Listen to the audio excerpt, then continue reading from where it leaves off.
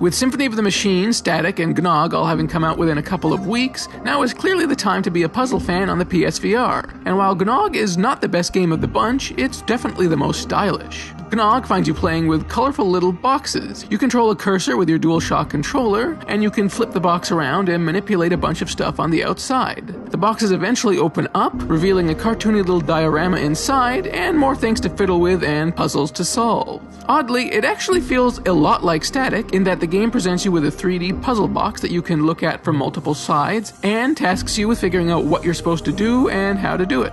Ultimately though, despite having a boatload of style, the puzzles here just never feel as finely honed as the ones from that game. A lot of the puzzles are really smartly designed and fun to solve, and others just feel kind of obscure.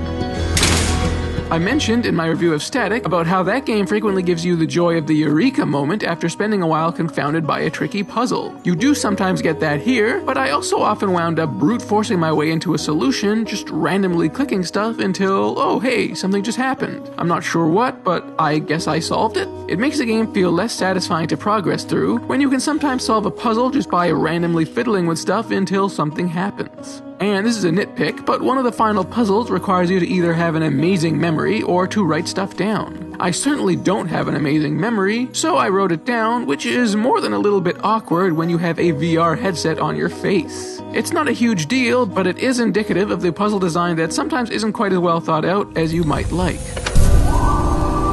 Still, the game has a very colorful, appealingly cartoony aesthetic that helps to overcome a lot of its shortcomings. Because seriously, this game is always a joy to look at and listen to. It has a colorful, almost psychedelic sense of style, with each stage featuring a whimsical little world that you can peek into. It also has a really great soundtrack that complements the visuals perfectly, and in fact, a couple of the puzzles find you directly manipulating the game's music.